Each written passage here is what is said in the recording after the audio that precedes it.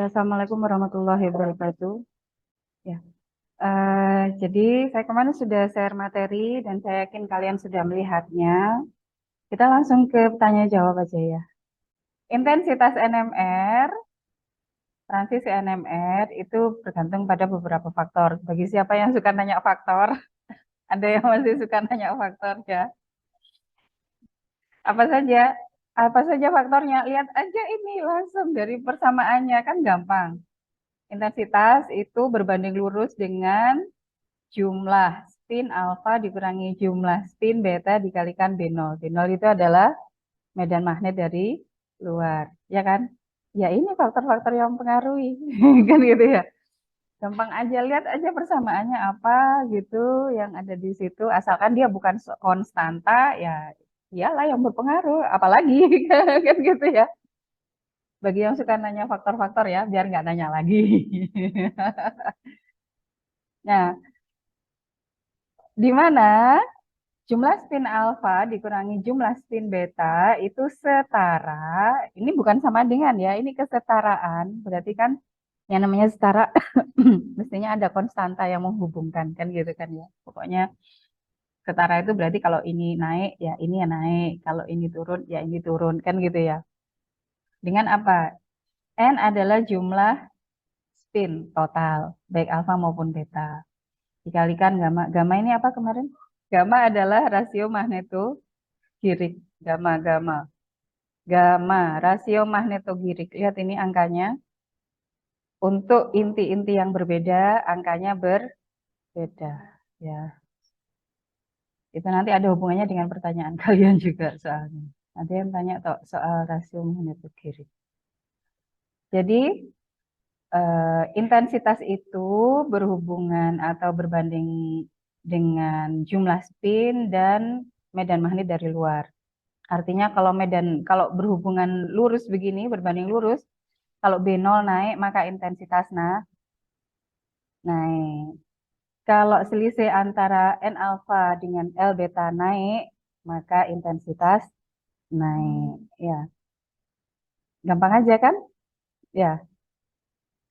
Nah, selisih antara N alfa dan N beta itu setara dengan seluruh jumlah spin total dikalikan apa tadi? Rasio magnetogirik. Yang ini nilainya khas untuk tiap-tiap inti-inti yang berbeda nilainya beda dikalikan H coret. H coret ini nilainya berapa? H coret itu adalah H per 2 pi. H itu adalah konstanta Planck. Berarti ini angka tetapan ya. Tetapan. Terus B0 tadi medan magnet dari luar ya. Dua angka. K ini adalah namanya konstanta Boltzmann. Dan T ini adalah suhu ya, dalam satuan Kelvin kalau begini ini. Terus ada yang nanya, apa hubungannya temperatur dengan intensitas? Lah udah jelas ini hubungannya ya. Intensitas berbanding lurus dengan selisih antara N alfa N beta. N alfa N beta itu berbanding terbalik dengan suhu ya. Kalau suhu turun, intensitas naik. Kalau suhu naik, intensitas turun. Ya, itu gunanya melihat persamaan itu seperti itu. Gampang untuk melihat hubungan berbagai hubungan gitu ya. Nah, ini dikatakan jadi penurunan temperatur itu akan meningkatkan intensitas. Melalui apa? Melalui apa? Melalui ini tadi meningkatnya beda atau selisih antara jumlah spin alfa dikurangi dengan jumlah spin beta. Terus ada yang nanya, gimana cara mengetahui menghitung spin alfa sama spin betanya? Ada yang nanya bagaimana cara mencari jumlah spin alfa sama spin beta? Itu kan karena ini, selisih ini ya. Tapi kita tidak harus menghitung spin alfa sama spin beta. Kenapa? Karena spin alfa sama spin beta ini setara dengan jumlah total spin bla bla bla bla per KT. Kan gitu ya. Kita tidak harus menghitung satu persatu spin alfa dan spin beta. Nanti rasionya ini pada suhu tertentu itu sudah langsung menunjukkan berapa selisih antara N alfa dan N beta. Ya gitu ya. Nanti bagaimana menghitung yang kayak begini? Ini akan dihitung di justifikasi 15.1. Banyak yang nanya juga ini ya. Nah, ini perbandingan antara jumlah N beta terhadap N alfa. Ternyata mempunyai nilai kesebandingan sebesar ini. Dari mana ini? Dari yang namanya distribusi Boltzmann. Ya, kenapa kok berhubungan seperti ini? Itu nanti dipelajari di mata kuliah termodinamika statistik. Ya, gitu ya. Um, Jadi dengan mengkombinasikan ini, intensitas sama dengan ini, sementara N alfa min L beta itu sama dengan ini. Kalau ini dimasukkan ke sini, jadinya intensitas itu berbanding lurus dengan ini dikalikan B0 kuadrat ya. Kuadrat dari B0. Jadi B0 mempengaruhi. Jadi intensitas itu dipengaruhi oleh medan magnet dari luar yang diberikan. Selain juga temperatur. Karena gamanya ini untuk misalkan satu inti yang sama, nilainya tetap sama, kan gitu ya. Jadi untuk nilai yang sama, intensitas itu tidak dipengaruhi oleh gamanya. Tapi untuk atom-atom yang berbeda, inti-inti yang berbeda, gamma nanti akan berpengaruh. Karena tadi sudah di tabelnya, gamma untuk inti-inti yang berbeda, nilainya berbeda. Jadi nanti berpengaruh gamma ini untuk atom-atom yang berbeda.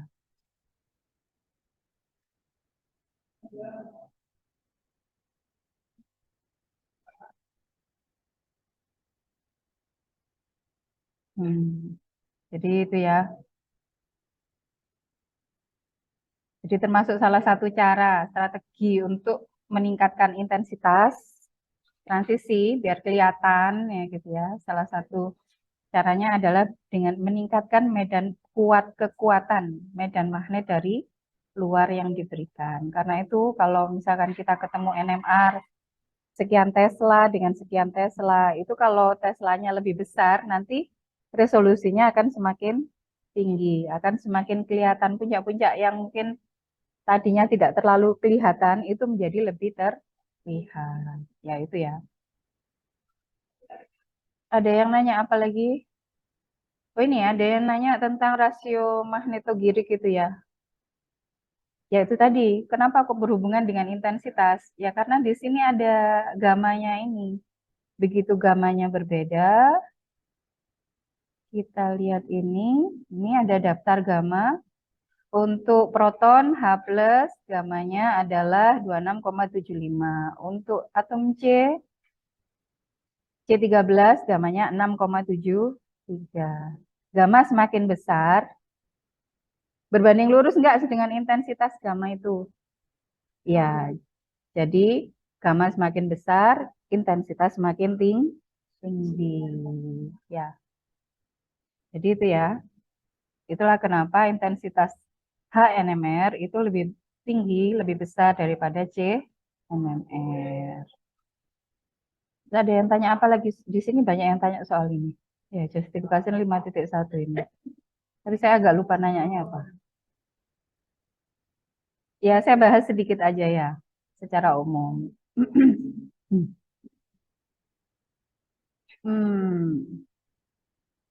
Intensitas transisi secara umum itu dibahas pada 13.2. Molecular spectroscopy, rotational and vibrational spectra. Itu bergantung kepada laju absorpsi dari radiasi elektromagnetik yang nilainya itu bergantung atau proporsional terhadap populasi dari lower energy state. kalau misalkan kita menamakan tingkat energi atau energi state yang rendah itu sebagai N alpha, sebagai alpha. Nah ini ya, contoh misalkan, nah ini kan splitting. Splitting tingkat energi dari spin inti.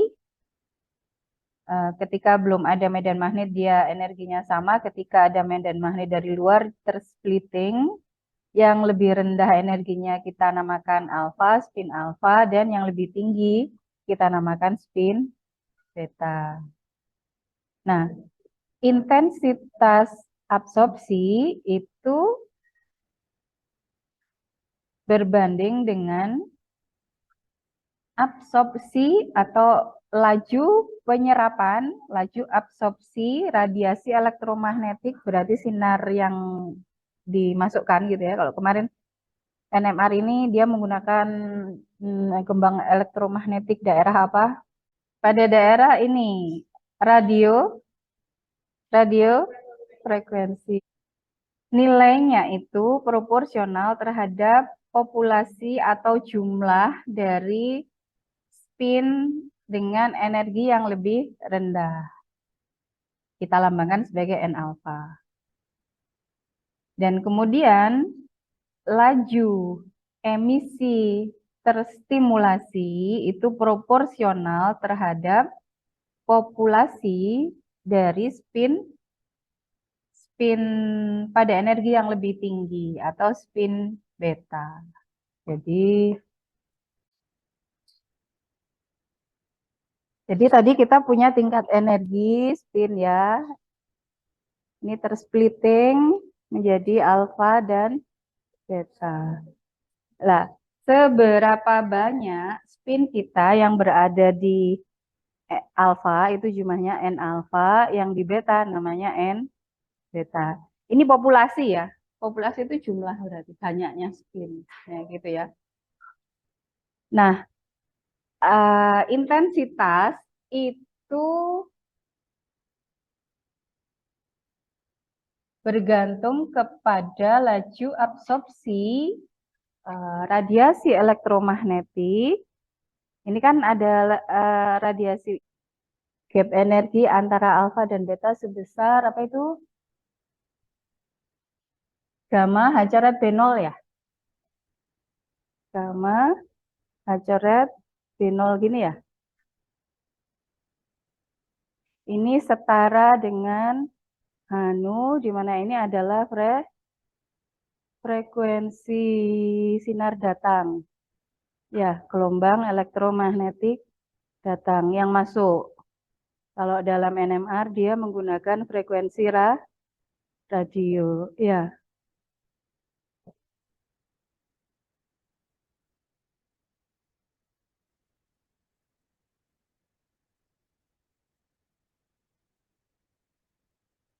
Nah, laju absorpsi HNU ini itu setara dengan populasi dari N alfa, gitu ya, laju absorpsi. Jadi kan dia ada berapa banyak N alfa yang akan tereksitasi ke sini, nah, gitu ya.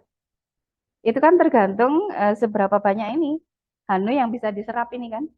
Jumlahnya berapa, pokoknya dia ada HNU yang cukup terserap, N-nya berapa, misalkan 10 buah ya, 10 buah semua naik ke sini kan gitu. Dan kemudian and the rate, dan juga bergantung kepada laju stimulasi, emission stimulated. Jadi di sini juga ada N beta, ada populasinya. Misalkan di sini ada beberapa gitu ya, ini ada 10 gitu. Di sini ada beberapa yang sudah di N beta. Nah, intensitas absorpsi itu juga dipengaruhi oleh emisi terstimulasi. Ini emisi ya. Emisi itu berarti kembali ke sini ya. Kalau ke sini naik, ini namanya absorpsi ya. Energinya diabsorpsi. Kalau yang di sini emisi, dilepaskan, dia kembali ke energi yang lebih rendah.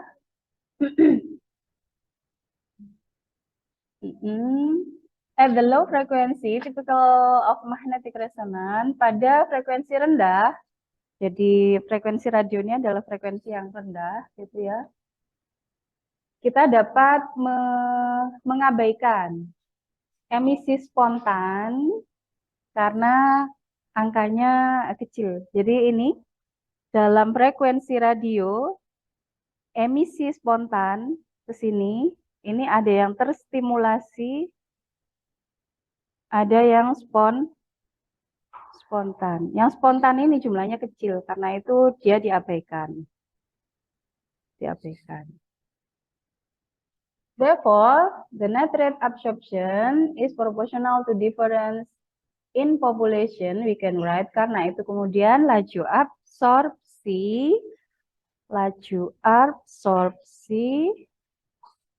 ini mestinya saya ginikan ya.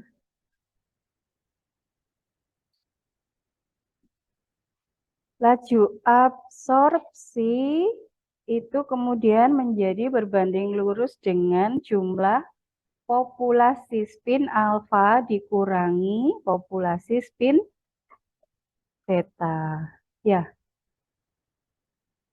Karena di sini ada sejumlah HNU yang diserap, itu sebanyak apa? Sebanyak ini. Pada saat yang sama ada sejumlah N beta di sini yang dia mengemisikan HNU lagi, kan gitu ya. Mengemisikan berarti dia mengurangi.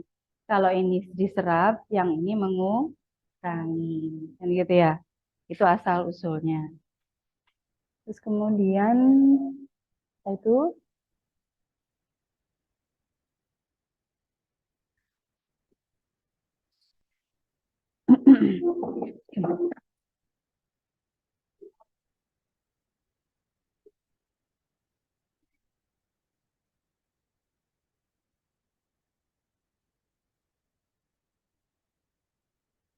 intensitas absorpsi, yaitu laju di mana energi itu diserap, itu proporsional terhadap hasil kali antara laju absorpsi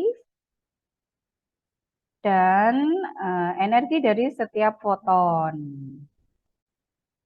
Yang dimana energi setiap foton itu berbanding lurus dengan frekuensi. Apa itu? Terus kemudian pada resonansi, frekuensi ini proporsional terhadap medan magnet, besarnya medan magnet. Nah, ini, ini kan untuk satu foton ya. Untuk satu foton. Nah, setiap foton diserap itu berapa, dikalikan frekuensinya berapa, energinya berarti sebesar E sama dengan H nu. Sementara ketika ada medan magnet dari luar, nu ini itu sama dengan apa? Frekuensi Larmor. Nu dari medan gelombang elektromagnetik yang diberikan di sini adalah frekuensi radio. GE datang gitu ya, saya tulis. Itu sama dengan frekuensi Larmor sama dengan apa itu? Gamma B0 per 2pi. Nah, gitu ya. Jadi akhirnya ini tadi setara dengan intensitas ya. Ini tadi ya.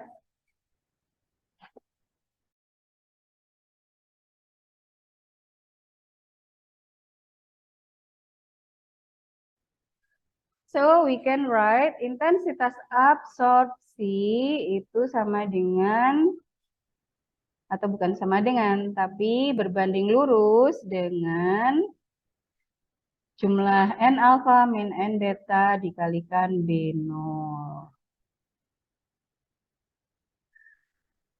Laju absorpsi ini berbanding lurus dengan N alfa dikalikan N beta dikalikan energi dari setiap foton yang diserap.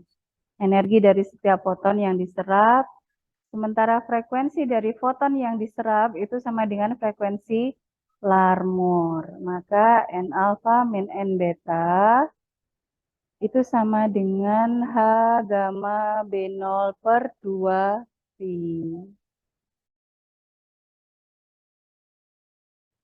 Ini akhirnya dapat yang tadi yang di atas itu ya.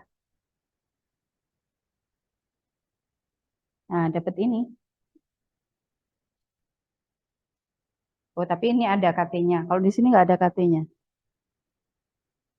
Nah, ini nanti ada hubungannya dengan KT nih. Ini apa hubungannya N alpha dikurangi N beta terhadap N total dengan konstanta Boltzmann. Ternyata hubungannya bagaimana?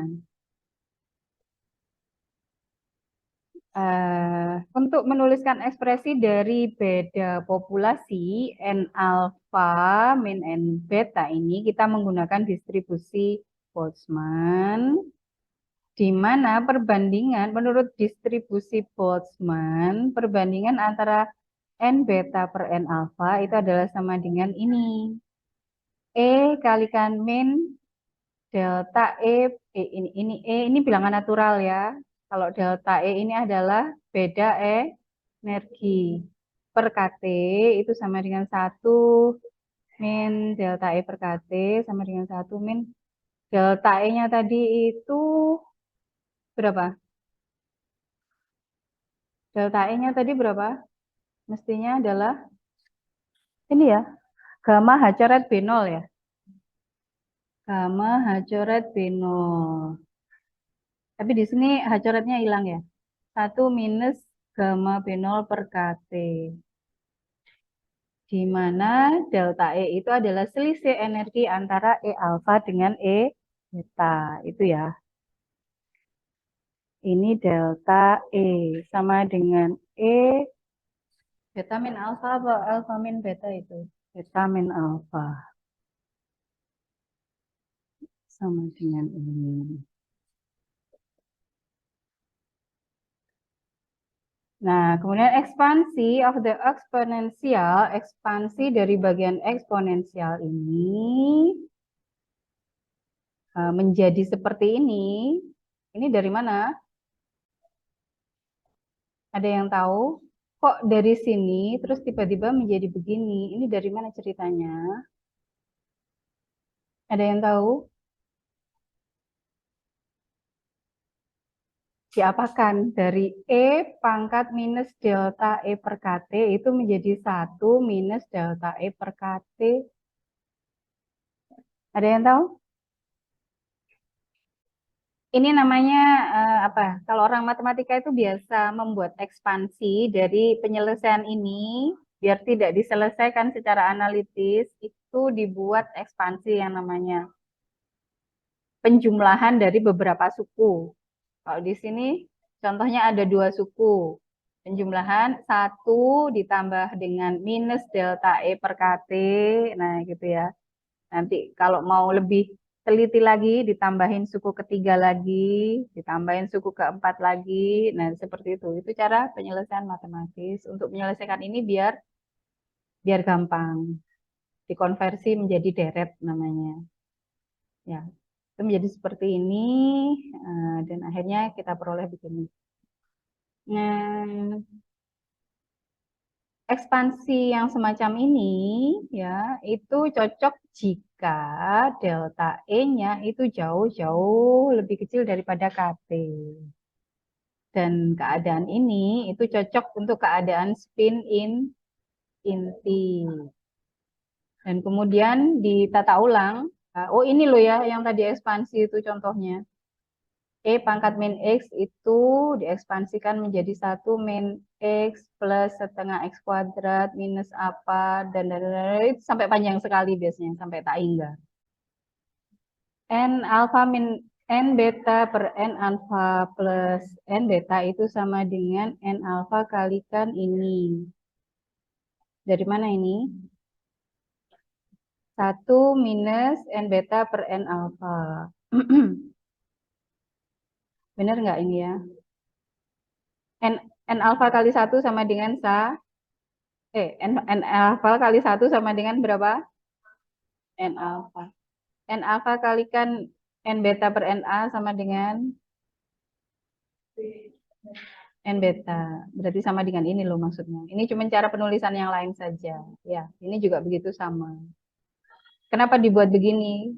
Kenapa dibuat begini? Karena maunya itu dibawa ke sini, ini bagian NA-nya ini kan apa namanya menjadi dibagi kan, jadi habis kan ya. N alfa dibagi N alfa habis. Itu menjadi tinggal ini sama ini. 1 min N beta per N alfa. Nah, bagian yang ini N beta per N alfa itu maunya diganti dengan ini gitu loh ya. Nah, dimasukkan ke sini. Yang ini dimasukkan ke sini. Akhirnya dapat bersamaan N alfa min N beta per N alfa plus N beta itu sama dengan seperti ini. Di mana N alfa plus N beta sama dengan N, berarti yang bawah ini sama dengan N, itu sama dengan total jumlah spin. Itu sebagaimana persamaan 15B ini. Oh gitu maunya. Iya. Jadi ini sama dengan N, dan N ini akhirnya dipindah ke sebelah sini. Ya, dipindah ke sebelah sini. Sehingga kita memperoleh hubungan N alfa min N beta itu sama dengan N total dikalikan gamma kali H coret kali B0 per 2 KT. Ya itu ya. Akhirnya diperoleh hubungan yang seperti ini. Terus kemudian itu tentang intensitas. Ada yang bertanya tentang apa pergeseran kimia enggak ya?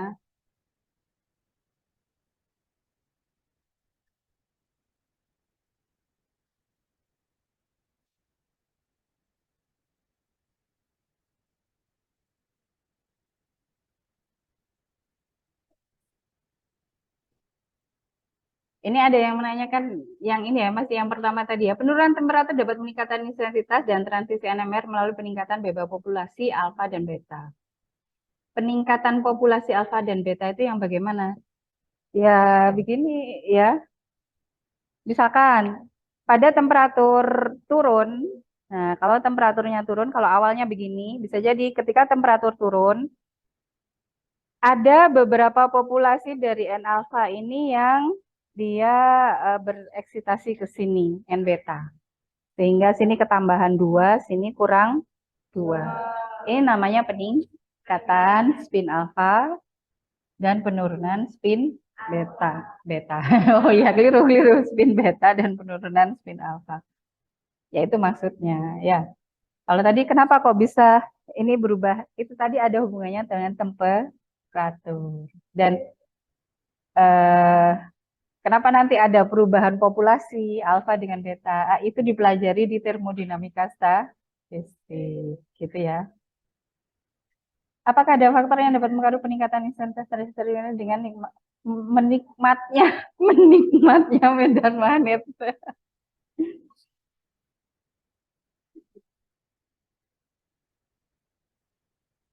Iya, jadi intensitas dipengaruhi oleh besarnya B0, medan magnet. Dan kalau kemudian apa yang mempengaruhi besarnya medan magnet yang diberikan? Apa kira-kira? Ya, sifat magnet yang diberikan itu besar apa kecil kekuatannya. Kalau misalkan magnetnya bukan magnet permanen, ya berarti seberapa energi yang diberikan atau listrik yang diberikan untuk membentuk medan magnet itu yang non permanen. Mengapa kontribusi paramagnetik merupakan kontribusi lokal yang hanya dominan untuk atom lokal selain atom hidrogen? Bagaimana cara kita menentukan atau mengetahui N alfa dan N beta? Ini dulu yang saya tadi bilang. Untuk mengetahui spin alfa dan spin beta. Pada kenyataannya kita tidak perlu harus mengetahui mana yang spin alfa, mana spin beta. Ya, cukup mengetahui temperatur saja. Maka frekuensi Larmor dapat berbeda ketika unsurnya sama, akan tetapi pada lingkungan yang berbeda.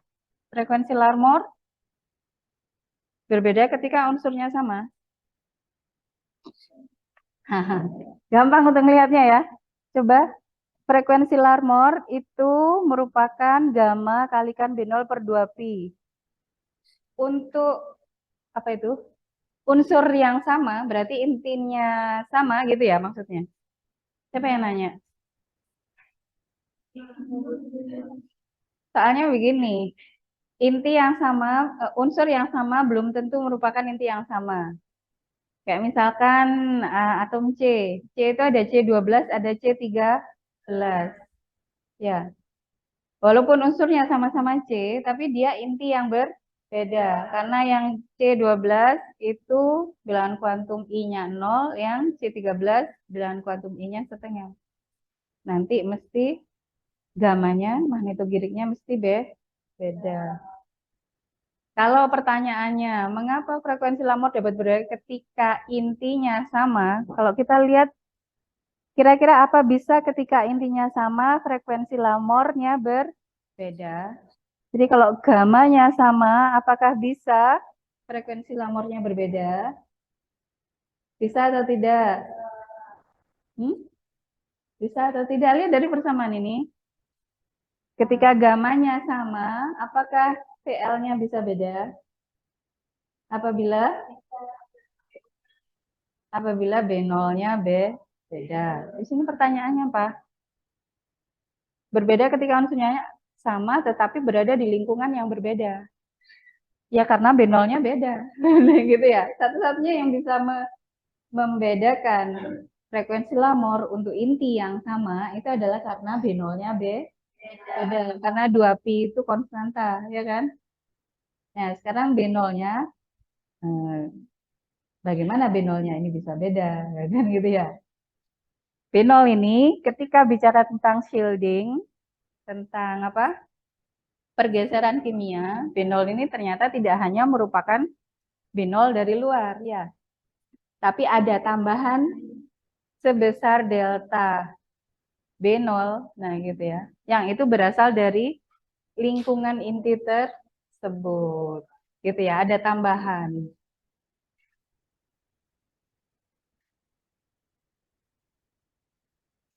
Nah, ini chemical shift. Nah, ini ya. Jadi, akhirnya medan magnet yang dirasakan yang menjadi B0 ini merupakan kontribusi dari B0 asli yang dari luar ditambah dengan delta, apa di sini? Delta B ya. Delta B. Kalau ini benar-benar yang dari luar, yang dari instrumen, delta B, ini tambahan akibat apa? Inti, lingkungan dari inti tersebut. Lingkungan ini maksudnya apa ya? Jadi gini, misalkan kita punya inti atom C gitu ya. Atom C, inti. Di sebelah sini ada beberapa orbital ya. Atom ya ini kita cerita misalkan atom aja, bukan molekul ya. Misalkan ini orbital ada 1s, ada 2s ya. Ada 2p.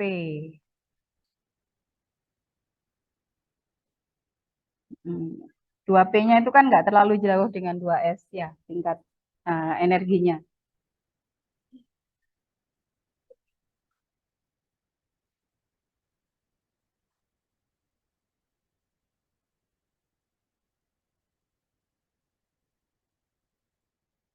Di sini ada elektron, paling nggak 2 ya kan? Ada 2. Di sini misalkan ada berapa? Ada 2. Di 2p ada berapa? Atom C di 2p ada berapa elektronnya? Atom C di orbital 2p ada berapa elektronnya? Berapa? Ayo, C itu berapa? Total elektronnya jumlahnya? Total elektronnya 6. Ya, yang di 2p ada berapa? 2. Ya. Sekarang saya punya atom hidrogen. hidrogen, ya. Dia hanya punya orbital 1s, ya. Elektronnya ada berapa? 1. Nah, saya memberikan medan magnet dari luar sebesar B0, gitu ya. Ke baik C maupun H ini. Saya memberikan medan magnet dari luar sebesar B0, anggap saja 1 Tesla, ini gitu ya. Itu kepada kedua atom ini. Kira-kira yang dirasakan atom ini bagaimana? Inti. Kita lagi ngomong soal inti ya. NMR, Nuclear Magnetic Spin. Yang dirasakan inti ini bagaimana dibandingkan dengan inti yang ini? Medan magnet dari luar ini terasanya kira-kira seperti apa? Lebih terasa efeknya ke ini atau ke ini? Kenapa?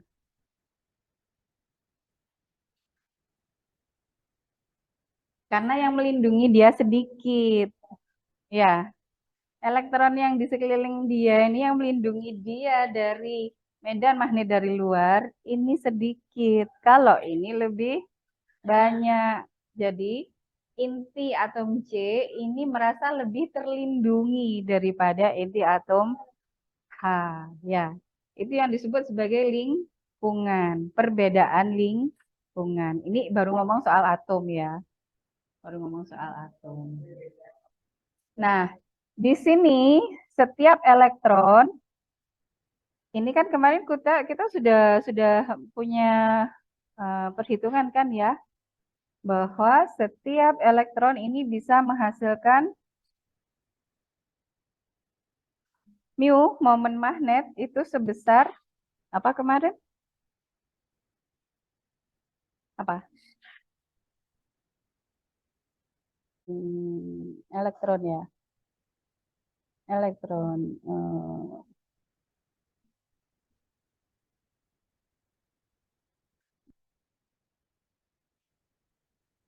Mu itu sama dengan gamma E kali L ya. Gamma E kali L. Nah, ini bilangan kuantum anguler, orbital anguler.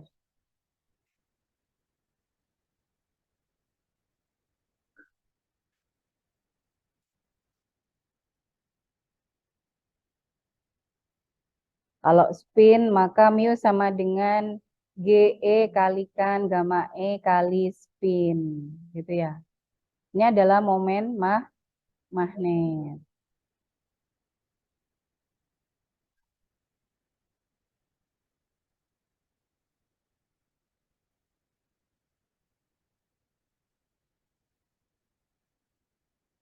Momen magnet yang dihasilkan dari elektron di sekitar inti itu menambah gitu ya. Menambah kepada momen magnet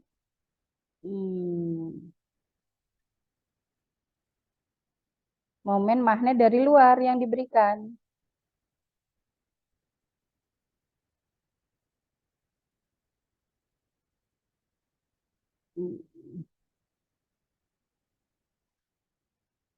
Coba kita baca.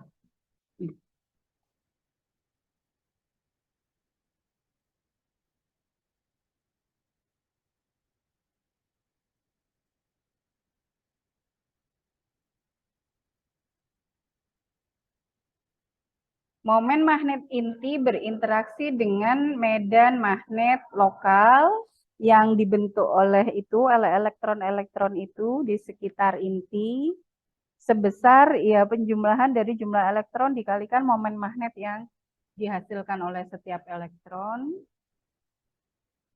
Ini yang disebut sebagai medan magnet lokal. Medan magnet lokal ini berbeda dengan medan magnet dari luar, jadi dia bukanlah B0 yang dari luar itu, karena dia merupakan hasil induksi momen angular orbital elektronik. Yang kemudian dia meningkatkan ada tambahan magnet sebesar delta B kepada inti. Jadi ketambahan ya. Ketambahan delta B ke delta B0 yang dirasakan oleh inti. Medan magnet tambahan ini itu besarnya ternyata proporsional terhadap medan magnet luar yang diberikan. Nah, ini yang dirasakan oleh C, ini bukan hanya B0, tetapi B0 per delta B, di mana delta B ini ternyata nilainya proporsional terhadap apa? B0 yang dari luar, dikalikan dengan suatu konstanta yang namanya konstanta, apa ini, shielding, atau konstanta pemerisaian. Tapi ininya negatif, ya. Sehingga jadi B0 dikalikan dengan sesuatu yang negatif, B0 yang negatif, berarti dia berkurang. Ya. Jadi semakin banyak ininya, shieldingnya, maka B0 yang dirasakan oleh inti akan semakin kecil. Where the sigma ini disebut sebagai konstanta shielding. Ada yang tanya, ini biasanya positif tapi juga bisa negatif. Kapan kalau negatif? Negatif berarti kalau coba bayangkan kalau itu sigmanya negatif berarti B0 kali sesuatu yang positif berarti B0 ditambah delta positif beri ketambahan ya. Jadi tidak terperisai. Ya. Jadi inti ini menjadi merasakan B ini medan magnet dari luar justru tidak semakin kecil tapi semakin besar. Itu dalam keadaan seperti apa ya kira-kira?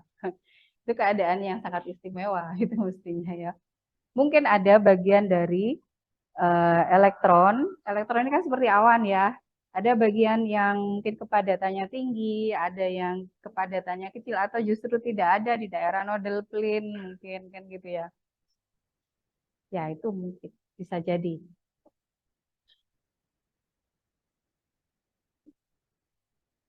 The ability of the applied field to induce an electronic current in the molecule and hence affect the strength of the resulting local magnetic field depend on detail of electronic structure. Itu tadi. Jadi besarnya apa namanya tadi delta B tambahan yang disebut sebagai medan magnet lokal itu tadi yang dirasakan oleh inti itu bergantung kepada struktur elektronik di sekitar inti itu. Jadi tidak hanya sekedar jumlah elektronnya ya, kalau gitu cuma elektronnya aja.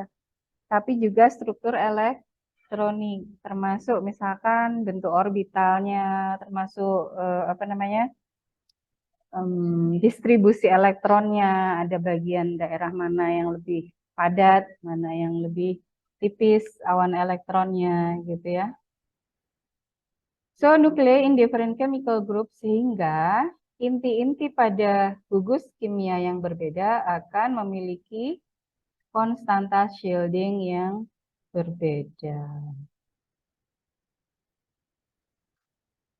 Perhitungan akurat dari konstanta shielding ini sangat susah, tetapi trennya sepertinya agak lebih mudah. Misalkan ketika ada tidak hanya elektron ya, ada kalau gugus itu misalkan gugus OH begini, OH, elektron ini tidak hanya dari punyanya H saja, tetapi ada sifat dari atom O ini yang akan berpengaruh terhadap H. Kalau ternyata O ini sifatnya menarik elektron ke sini, ya kan lebih elektronegatif ya gitu ya. Maka atom H ini menjadi akan lebih tidak terlindungi lagi. Nah gitu ya. Karena elektronnya ditarik oleh atom O di sebelahnya ini. Jadi secara tren seperti itu bisa diperkirakan. Oh, yang ini pasti akan lebih tidak terlindungi. Nah, gitu ya. Untuk gugus-gugus yang berbeda. skala delta dan pergeseran kimia. Jadi ini total medan magnet lokal yang dialami oleh suatu inti B lokal itu sama dengan B0 yang dari luar ditambahkan dengan delta B. Itu tadi yang sudah saya gambarkan, ini sudah saya tuliskan, itu sama dengan ini kalau dimasukkan konstanta shielding. Di mana akhirnya frekuensi Larmor yang dihasilkan itu bukanlah frekuensi Larmor dikalikan beta 0 saja, tetapi karena intinya juga merasakan tambahan efek dari delta B lokal, nah maka frekuensi Larmornya menjadi gamma kali beta kali B lokal per 2pi. Atau kalau dimasukkan dalam bentuk konstanta shielding menjadi seperti ini. Karena itulah maka frekuensi Larmor ini untuk gugus-gugus yang berbeda, yang memiliki lingkungan yang berbeda, nanti nilainya juga bisa berbeda. Ya, jadi itu ya. Jadi pengaruhnya B0 ini tidak hanya dari luar, tetapi ada ketambahan delta B yang itu berasal dari lingkungan inti. Hence, different nuclei even the same element, karena itu inti yang berbeda, jadi bukan unsur yang berbeda ya. Karena kalau unsur tadi, misalkan atom C ada C12, ada J13. Inti yang berbeda, meskipun dia dari unsur yang sama, itu bisa memiliki frekuensi Larmor yang berbeda. Dikarenakan B0-nya itu tadi. This can be the resonance frequency in terms of empirical quantity called chemical shift. Nah, frekuensi resonansi ini yang dia ini juga mencerminkan frekuensi Larmor bisa dituliskan dalam suatu kuantitas yang namanya pergeseran kimia. Lambangnya delta. Delta ini apa? Delta ini sama dengan frekuensi Larmor dikurangi untuk inti itu ya. Dikurangi dengan frekuensi standar. Standarnya ini apa? Standarnya ini disepakati oleh para ilmuwan dan para instrumentalis gitu ya. Yang dijadikan sebagai standar itu adalah senyawa tetrametilsilan, SiCH3 4 kali. Ini jadikan standar. Nah, ini frekuensi Larmornya dia berapa? Nah, chemical shift itu adalah selisih antara frekuensi Larmor dari inti yang sedang kita bicarakan dikurangi frekuensi Larmor tetrametilsilan dibagi frekuensi Larmor tetrametilsilan dikalikan 10 pangkat 6.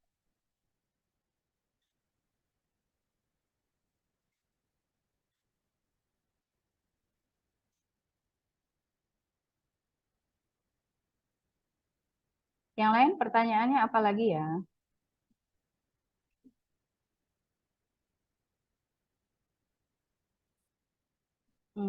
Konstanta sigma disebut shielding constant, biasanya nilai positif atau negatif. Positif negatif tersebut terjadi ketika apa? Pengaruhnya apa? Kalau mau lihat pengaruhnya, lihat persamaannya. Gampang ya? Ya. Ya. Apakah dia akan menambah ke B0 atau mengurangi B0 atau apa? Nanti pengaruhnya B0 hubungannya dengan frekuensi Larmor. Tinggal lihat persamaannya. Bagaimana hubungannya? Gampang ya? Ya. Itulah gunanya persamaan. Membuat sesuatu yang ceritanya panjang menjadi pendek. Ini tadi rasio magnetogirik ya maksudnya. Sudah kita bahas. Mengapa penurunan temperatur sudah kita bahas? Faktor apa saja yang mempengaruhi peningkatan intensitas ini? Sukanya tanya faktor. Heran saya ya. Mengapa kontribusi diametrik bisa sangat proporsional terhadap identitas? Apa intensitas? Nah, saya nggak ngerti pertanyaan ini. Siapa Siti Fatimah itu yang mana? Apa maksudnya nih? Apa maksudnya? Mengapa kontribusi diamagnet bisa sangat apa? Bisa sangat proporsional? Sangat proporsional itu apa ya? Proporsional. Proporsional terhadap terhadap intensitas elektron. Intensitas elektron itu yang mana? Yang dari tadi kita bicarakan adalah intensitas absorpsi NMR. Iya, dari atom yang mengandung inti. Apa ada atom yang tidak mengandung inti? Saya agak bingung pertanyaannya ini ya. Ya, jadi mungkin nanti bisa diperbaiki pertanyaannya. Apakah pergerasan kimia hanya dilakukan untuk apa ini mengekskresikan atau apa maksudnya? Alfianti. Oh, nggak masuk. Mengekspresikan atau apa? Nggak tahu saya. Frekuensi resonansi, pergeseran kimia mengekspresikan frekuensi resonansi. Ini ya frekuensi Lamor ya. Hubungannya delta sama frekuensi Lamor. Ya, itu hanya cara menuliskan saja dengan gaya yang berbeda ya.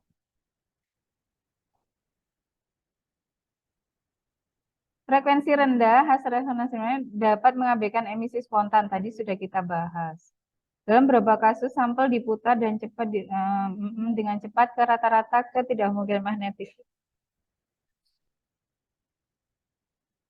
Oh, ini kayaknya bertanya tentang ini.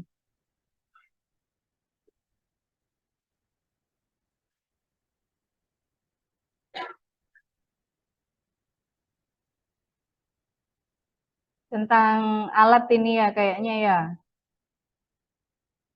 Sampel berada di dalam suatu tempat gitu, wadah silindris.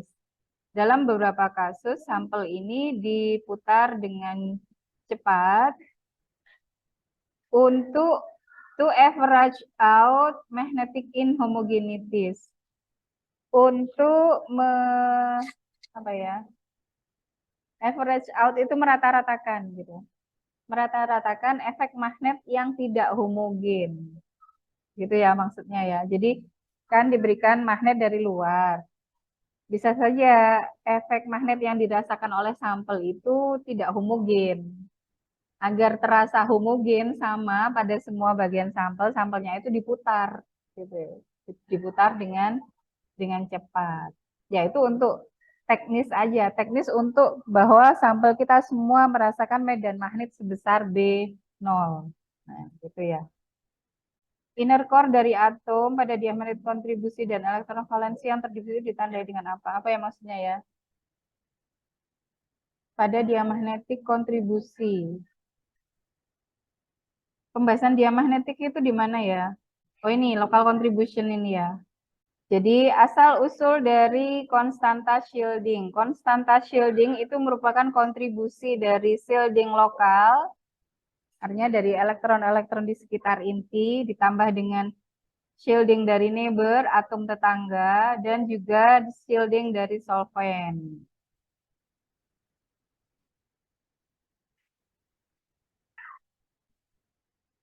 Nah, untuk local contribution berarti kita membahas kontribusi shielding oleh elektron di sekitar inti, yang seperti gambar itu ya.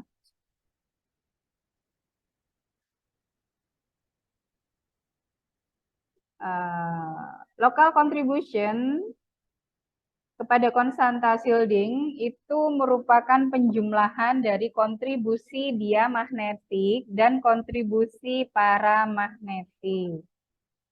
Di mana shielding lokal itu sama dengan shielding diamagnetik ditambah shielding paramagnetik. Kalian ngerti ya diamagnetik sama paramagnetik itu apa? kontribusi dia magnetik atau sigma D ini itu sifatnya melawan medan magnet dari luar yang diberikan. Dan kemudian dia sifatnya melindungi inti. Sedangkan kontribusi paramagnetik sigma P ini justru dia meningkatkan medan magnet dari luar yang diberikan. Jadi B0 sifat dari kontribusi diamagnetik ini adalah menurunkan B0.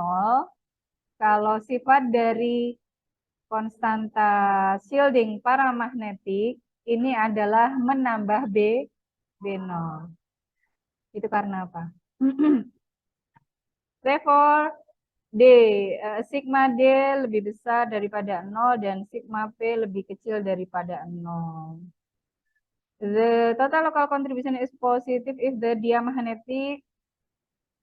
Oh, ini bisa untuk menjawab pertanyaan yang tadi ya, kapan shielding itu positif, kapan dia itu negatif. Di mana total shielding lokal ini positif jika sigma D-nya lebih besar daripada sigma paramagnetiknya. Kontribusi diamagnetik ini muncul dari apa? Muncul dari kemampuan medan magnet yang diberikan untuk mengenerate atau memunculkan sirkulasi muatan dalam distribusi elektron ground state dari suatu atom.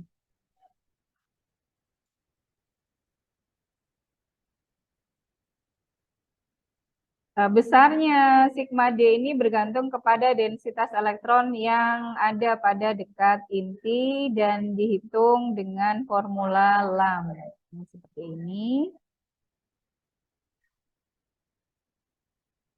Di mana mu0 ini itu adalah permeabilitas vakum dan R itu adalah jarak antara inti dengan elektron.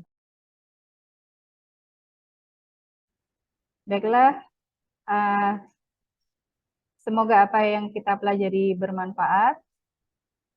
Alhamdulillahirrahmanirrahim. Assalamualaikum warahmatullahi wabarakatuh.